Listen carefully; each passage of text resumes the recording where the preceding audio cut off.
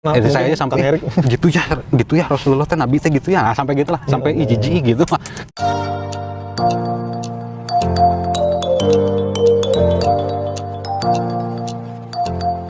Gitu sampai saya bilang Nabi Muhammad aja seorang apa ya namanya, Pak Boy zaman dulu lah gitu. Pak Boy. Apa ya Pak Boy, nggak enak ngomongin Baik Kang ya. Jadi apa ya, senang kawin lah istilahnya gitu. Wah, ngeliat cewek ini mau, lewat cewek ini mau, itu sempat dulu punya pikiran yang jahat lah sama Rasulullah SAW. Tapi setelah saya masuk Islam, rasa penyesalan itu tuh yang paling dalam yang saya rasakan. Jadi ketika saya masuk Islam, terus mencari tentang Rasulullah SAW, membaca sirah nabawiyah, ternyata Rasulullah SAW itu menikah itu bukan karena hawa nafsunya. Masya Allah, luar biasa. Hanya Rasulullah SAW saja yang menikahi apa ya, wanita yang tua.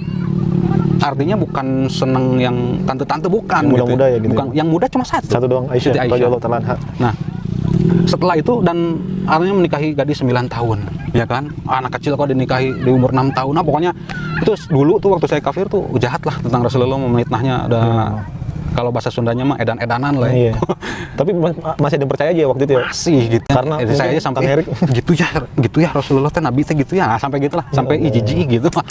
Halo teman-teman, berjumpa lagi dengan Brother Phil. Kembali kita akan menanggapi video dari saudara Erik. Dan seperti yang teman-teman dengar tadi, saudara Erik waktu dia masih menjadi Kristen, dia merasa jijik dengan tindakan nabinya sekarang.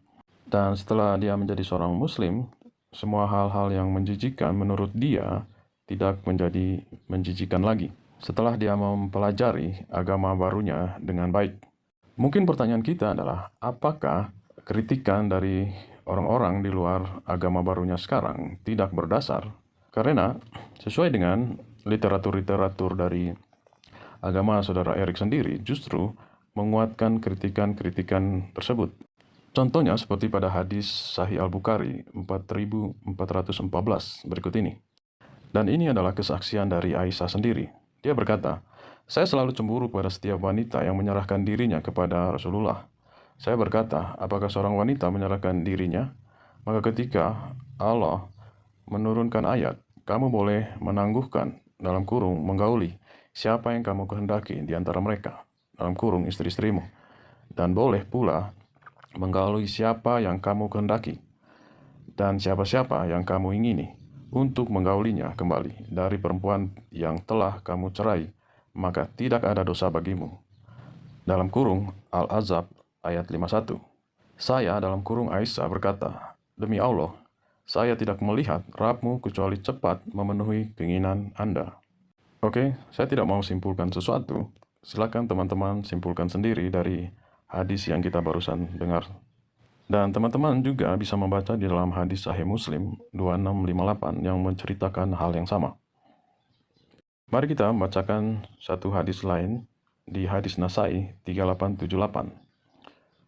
Rasulullah bersabda, "Dijadikan kesenanganku dari dunia ada pada wanita dan minyak wangi, dan dijadikan penyejuk hatiku ada dalam salat." Jadi menurut hadis ini, kesenangan yang diberikan kepada Nabi adalah wanita dan minyak wangi. Dan bukan cuma di hadis An-Nasai, tapi di hadis Ahmad juga berbicara hal yang sama, yaitu hadis Ahmad nomor 11.845. Di sana dikatakan, Nabi bersabda, "Yang aku sukai dari dunia adalah wanita dan minyak wangi, dan dijadikan penyejuk mataku ada dalam salat." Jadi kembali hadis ini juga mengatakan hal yang sama. Yang aku sukai dari dunia adalah wanita dan minyak wangi. Itu menurut hadis ini. Mari kita pindah ke surah Al-Azab ayat 50. "Wahai Nabi dalam kurung Muhammad, sesungguhnya kami telah menghalalkan bagimu istri-istrimu yang telah engkau berikan mas kawinnya, dan hamba sahaya yang engkau miliki dari apa yang engkau peroleh dalam peperangan yang dianugerahkan Allah untukmu. Dan dalam kurung demikian pula anak-anak perempuan dari saudara laki-laki bapakmu, anak perempuan dari saudara perempuan bapakmu, anak-anak perempuan dari saudara laki-laki ibumu, anak-anak perempuan dari saudara perempuan ibumu yang turut hijrah bersamamu, dan perempuan mukminat yang menyerahkan dirinya kepada Nabi jika Nabi ingin menikahinya sebagai kekhususan bagimu, bukan untuk orang-orang mukmin dalam kurung yang lain. Sungguh kami telah mengetahui apa yang kami wajibkan kepada mereka tentang istri-istri mereka dan hamba sahaya yang mereka miliki, agar tidak menjadi kesempitan bagimu. Allah Maha Pengampun lagi Maha Penyayang. Jadi dari ayat ini kita bisa melihat keistimewaan yang tertulis di dalam ayat ini hanya dikhususkan bagi Nabi ya, bukan bagi orang lain, seperti yang teman-teman baca pada ayat di atas. Jadi kalau kita lihat bunyi hadis yang sebelumnya kita baca, sinkron dengan apa yang disampaikan di dalam surat Al-Ahzab ayat 50 ini. Jadi menurut saya, kritikan terhadap Nabi Saudara Erik ini berdasar sesuai dengan literatur yang diyakini oleh Saudara Erik sendiri. Sebentar kita akan saksikan bagaimana Saudara Erik mengkritik balik dengan mengutip ayat-ayat Alkitab untuk menunjukkan bahwa di dalam Alkitab sendiri lebih parah dibandingkan dengan apa yang dia yakini sekarang. Mari kita saksikan pernyataan dari Saudara Erik yang mengutip ayat Alkitab. Tapi kalau setelah saya masuk Islam, kalau kita lihat ke dalam Bible, ini luar biasa. Ternyata tuduhan yang mereka tuduhkan kepada Rasulullah itu tidak sebanding dengan catatan yang ada dalam Bible. Gitu Kang. Jadi lebih parah dalam Bible sebenarnya. Kalau saya bongkar, waduh. Gimana Kang itu Kang? Gimana ya? Mulai dari ini aja deh. Mulai dari Nabi Nuh lah. Nabi Nuh alaihissalam dalam Bible, kemarin saya tunjukkan kepada kameramennya Mas Adam nih. Sampai ini benar katanya, serius. Nabi Nuh enak-enak dengan anaknya sendiri. Enak-enak dengan anaknya sendiri. Anaknya sendiri Kang? Di dalam Bible Kang? Di dalam Bible. Dicekoki yang kata Roma Irama mah minuman keras, miras. Oh gitu, ada miras ya? Ada miras, Bible di ya? gua lagi kan. Aneh pokoknya itu satu cerita yang nggak masuk akal lah. Kok Nabi Nuh bisa-bisanya gitu. Meskipun mereka bilang itu kan hanya kisah. Ya kisahnya kenapa ditulis dalam Bible? Gimana kalau ditulis dibaca sama anak-anak kecil? Iya, ntar dijadiin contoh loh. Jadi contoh bahaya gitu.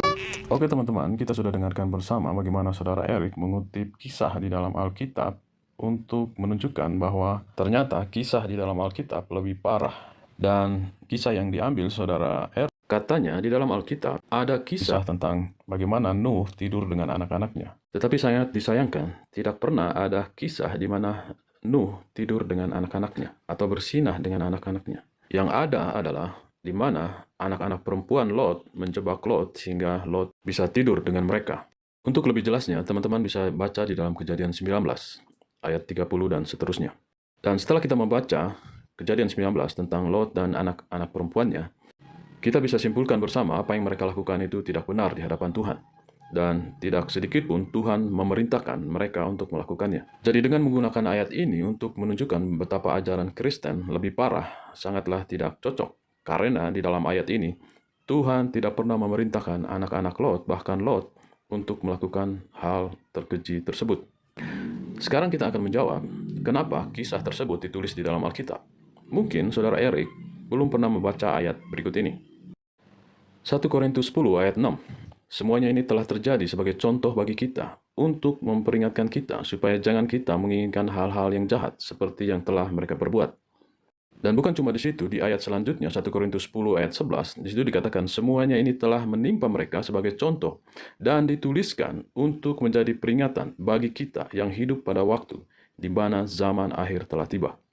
Jadi pertanyaan dari Saudara Erik, kenapa peristiwa-peristiwa tersebut ditulis?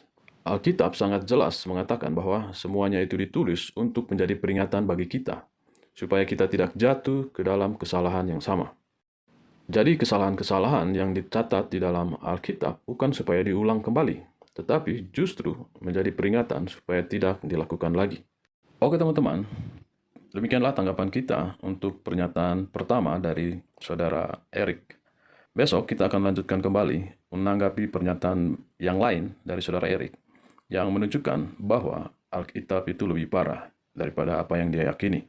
Saya mengajak teman-teman untuk tetap bawakan dalam doa Saudara Erik dan teman-teman mualaf lainnya, dan juga seluruh saudara Muslim, karena Tuhan kita mengasihi mereka sama juga seperti mengasihi kita. Tuhan Yesus memberkati.